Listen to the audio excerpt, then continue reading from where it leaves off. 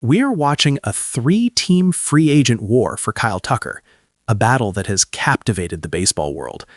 But what if the most terrifying potential outcome isn't about who signs him, but what they plan to do with him? How can a perennial MVP candidate, a generational left-handed slugger known for both power and plate discipline, possibly be relegated to the fifth spot in a lineup? And what does that seemingly insulting placement reveal about the sheer, untamed financial might and ruthless strategic thinking of the one team poised to take it all? Welcome to 601 Daily News, where we dissect the tectonic shifts of Major League Baseball.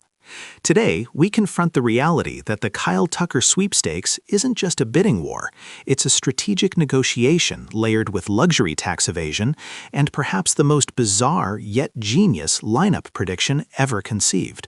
The frenzy surrounding the former Cubs powerhouse has now narrowed to the Los Angeles Dodgers, the Toronto Blue Jays, and the New York Mets, signaling that the Cold War of contract negotiations has entered its explosive final phase.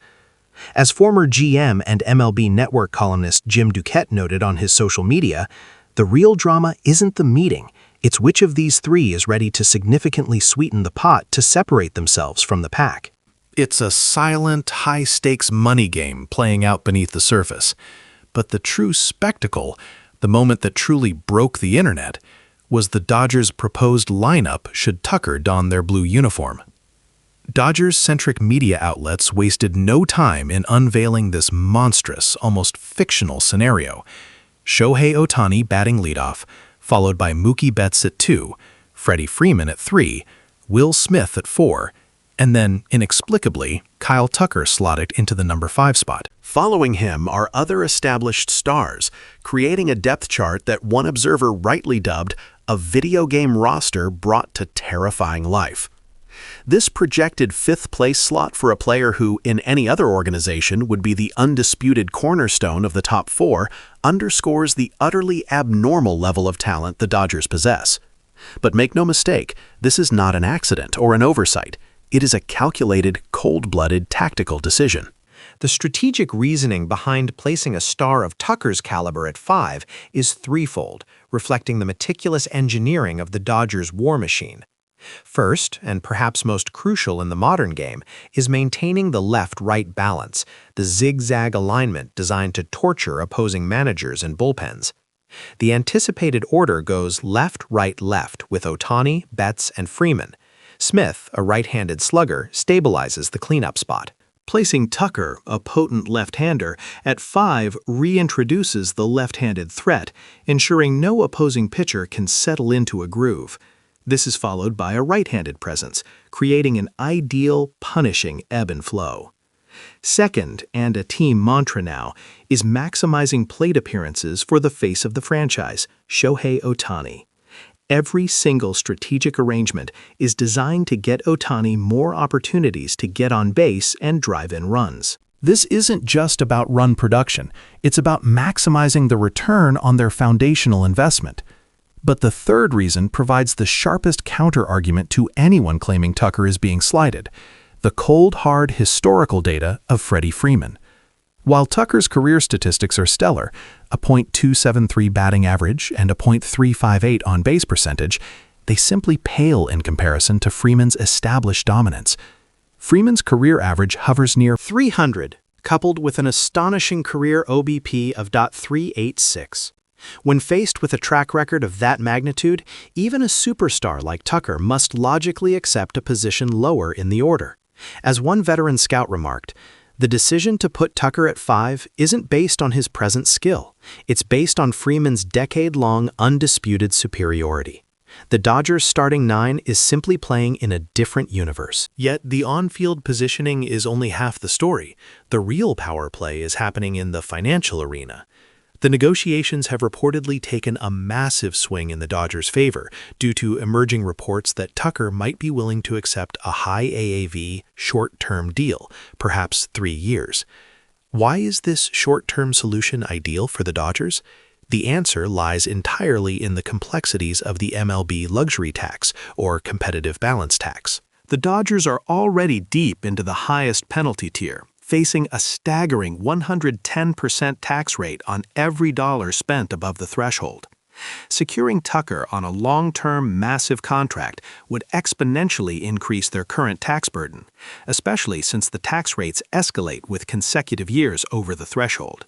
Anticipating future financial uncertainties, including the potential for a stricter salary cap introduction in the next collective bargaining agreement, the Dodgers must remain fiscally nimble.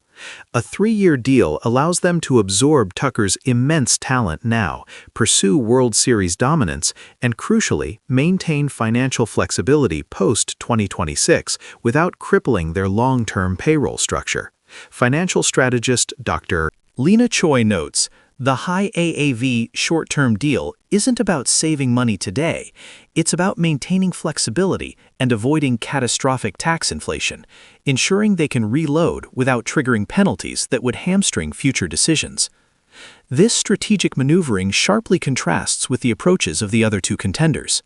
The Blue Jays, who are reportedly pushing for a long-term commitment, clearly view Tucker as the multi-year centerpiece of their franchise, a strategy divergent from the Dodgers' mercenary approach of collecting short-term generational talent for immediate dominance. However, some whispers from Toronto fans suggest their outfield depth is already saturated, raising the question of necessity versus luxury. Conversely, the New York Mets, despite having an owner, Steve Cohen, who can essentially treat massive losses as a rounding error, face different pressures. While the money is potentially limitless, the immediate probability of winning a World Series title is considerably lower than with the Dodgers or Blue Jays. Furthermore, the unforgiving, white-hot media market of New York adds a layer of mental pressure that many players struggle with. As one netizen stated, if Tucker's priority is winning and career comfort, the Mets are the third-place option, regardless of the check size. The true plot twist here is recognizing that Tucker's value has become massively inflated simply due to the perfect timing of his entry into the market, catching the confluence of desperate contenders and strategic financial windows. His eventual choice will be far more complex than just the highest dollar figure. It must weigh his role in the lineup, the team's championship ceiling, and his own long-term career comfort.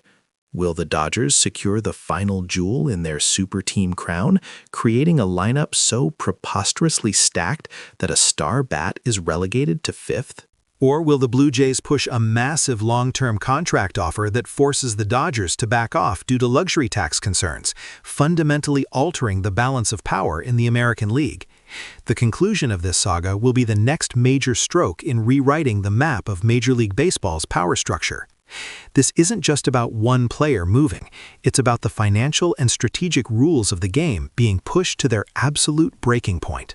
Tell us what you think in the comments below. Which team's strategy, the Dodgers' calculated luxury tax evasion coupled with immediate dominance, or the Blue Jays' long-term foundational investment, will ultimately prove more effective in securing Kyle Tucker?